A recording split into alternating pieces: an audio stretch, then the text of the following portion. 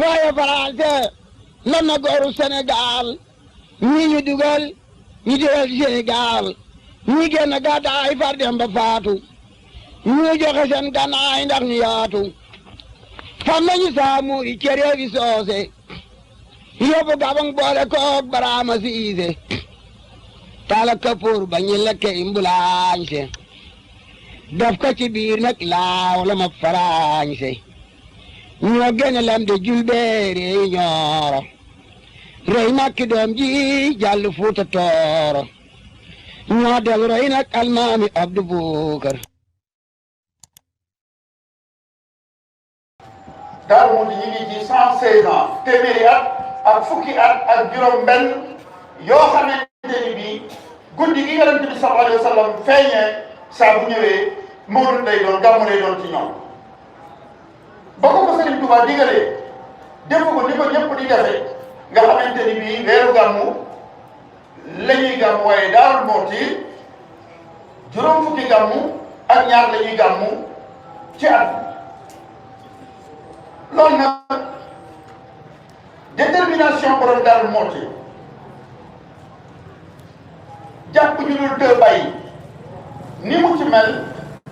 moom rek moo ni mel te tey day Yonent bi sallallahu alayhi wa sallam bu wàccoon Sénégal ñu ni kat moom du dal kër jàmbur këram lay dal Maoloud bii lay ñëw monde bi ba mu daj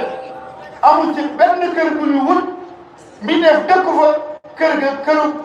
màggal dundin Yonent bi sallallahu alayhi wa sallam kon sallallahu alayhi wa sallam tey bu ñëwoon Sénégal ci Maoloud bii lay wàcc mooy doon kër jàkka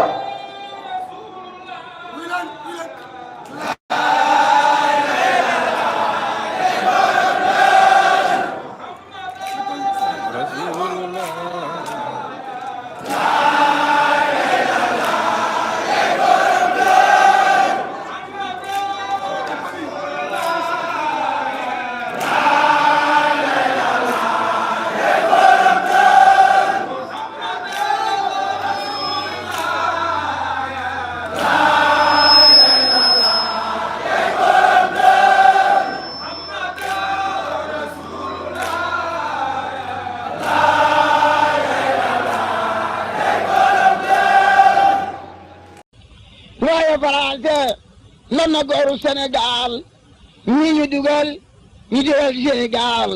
ñii génn gàddaay far dem ba faatu ñu joxe seen gànnaay ndax ñu yaatu fam nañu saamu i cere bi soose yóbbu gabang boole koog baraama siise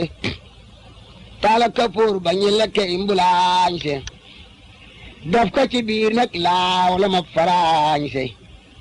ñoo gën a lam de julbeere ñooro rey makki doom ji